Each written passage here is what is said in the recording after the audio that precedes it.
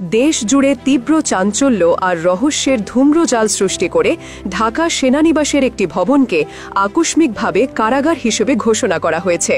গত 12ই অক্টোবর রোববার স্বরাষ্ট্র মন্ত্রণালয়ের এক প্রজ্ঞাপনে এই নজিরবিহীন ঘোষণা আসার পর থেকেই জনমনে নানা প্রশ্ন ঘুরপাক খাচ্ছে। এর পেছনের ঘটনা প্রবাহ রীতিমতো শ্বাসরুদ্ধকর। সেনাবাহিনীর 15 জন কর্মরত কর্মকর্তাকে হেফাজতে নেওয়া এবং একজন মেজর জেনারেলের রহস্যজনকভাবে নিখোঁজ হয়ে যাওয়ার মতো নাটকীয় ঘটনা এই সিদ্ধান্তকে ঘিরে রেখেছে।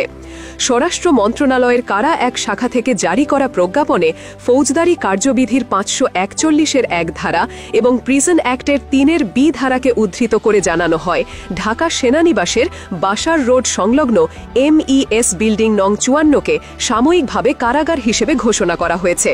যথাযথ কর্তৃত্বের অনুমোদনক্রমে জারি করা এই আদেশ অবিলম্বে কার্যকর হবে বলেও জানানো হয়। কিন্তু কি এমন ঘটল যে দেশের সবচেয়ে সুরক্ষিত এলাকার একটি ভবনকে কারাগারে রূপান্তরিত করতে হলো? যদিও প্রজ্ঞাপনে সুনির্দিষ্ট কোনো কারণ উল্লেখ করা হয়নি, তবে এই প্রশ্নের সম্ভাব্য উত্তর মেলে সেনাবাহিনীর পক্ষ থেকে দেওয়া তথ্যে। এর ঠিক আগের দিন অর্থাৎ শনিবার ঢাকা সেনানিবাসের মেস আলফাতে এক জরুরি সংবাদ সম্মেলনে আসেন সেনাবাহিনীর adjutant general major general Mohammad Hakimuzzaman. তিনি যে তথ্য প্রকাশ করেন তা দেশের প্রতিরক্ষা বাহিনীর ইতিহাসে এক আলোড়ন সৃষ্টিকারী ঘটনা। তিনি জানান, আন্তর্জাতিক অপরাধ ট্রাইব্যুনালের দায়ের করা 3টি মামলায় অভিযুক্ত মোট 25 জন সেনা কর্মকর্তার মধ্যে 15 জন কর্মরত কর্মকর্তাকে সেনা সদরের হেফাজতে নেওয়া হয়েছে, কিন্তু মেজর জেনারেল কবির আহমেদ নামের এক ঊর্ধ্বতন কর্মকর্তা পলাতক রয়েছেন। মেজর জেনারেল হাকিমুজ্জামান আরও জানান, অভিযুক্ত 25 জনের মধ্যে 9 জন অবসরে, 1 জন LPR-এ এবং 15 জন বর্তমানে কর্মরত।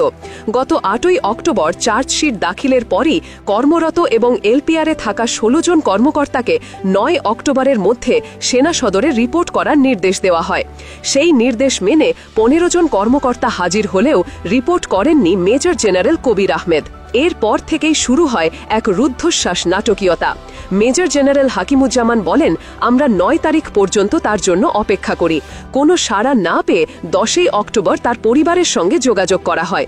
পরিবার জানায়, তিনি 9 অক্টোবর সকালে একজন আইনজীবীর সঙ্গে দেখা করার কথা বলে বাসা থেকে বের হয়েছিলেন, কিন্তু এরপর আর ফিরে আসেননি। তার মোবাইল ফোনও বন্ধ। এই ঘটনার পর কাল বিলম্ব না করে সেনাবাহিনী মেজর জেনারেল কবির আহমেদকে অবৈধ অনুপস্থিত বা পলাতক ঘোষণা করে। একই সাথে তাকে খুঁজে বের করতে দেশব্যাপী এক নজিরবিহীন অনুসন্ধান অভিযান শুরু হয়।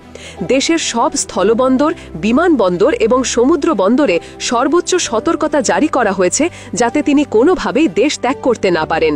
অ্যাডজুটেন্ট জেনারেল নিজে দেশের শীর্ষ গোয়েন্দা সংস্থা DGFI, NSI এবং বিজিবির মহাপরিচালকদের সঙ্গে কথা বলে পরিস্থিতি সামাল দেওয়ার চেষ্টা করছেন। এমনকি তার গ্রামের বাড়ি নেত্রকোনাতেও পাঠানো হয়েছে বিশেষ দল। জানা গেছে, এই কর্মকর্তাদের বিরুদ্ধে আনা অভিযোগগুলো অত্যন্ত গুরুতর। এর মধ্যে রয়েছে গোয়েন্দা সংস্থা DGFI-এ কর্মরত থাকাকালীন বিচার বহির্ভূত ঘটনা, র্যাবের TFI সেলের কার্যক্রম এবং 24 সালের 4 থেকে 5ই আগস্টের রামপুরার চাঞ্চল্যকর ঘটনা। এদিকে সেনা সদরের সংবাদ সম্মেলনের পরদিন আন্তর্জাতিক অপরাধ ট্রাইব্যুনালের চিফ প্রসিকিউটর মোহাম্মদ তাজুল ইসলাম বিষয়টিতে নতুন মাত্রা যোগ করেছেন। তিনি স্পষ্টভাবে বলেছেন, গ্রেফতারি পরোয়ানা জারির পর যে 15 জন সেনা কর্মকর্তা এখন সেনাবাহিনীর হেফাজতে রয়েছেন, তাদেরকে অবশ্যই আদালতে আনতে হবে। সব মিলিয়ে ঢাকা সেনানিবাসের ভেতরের পরিস্থিতি থমথেমে। একটি সুরক্ষিত ভবন এখন অস্থায়ী কারাগার। কেন সেই কর্মকর্তারা অভিযুক্ত হলেন, কি তাদের ভবিষ্যৎ এবং কোথায় হারিয়ে গেলেন মেজর জেনারেল কবির আহমেদ? প্রশ্নগুলোর উত্তরের জন্য এখন পুরো জাতি শ্বাসরুদ্ধকর অপেক্ষায়।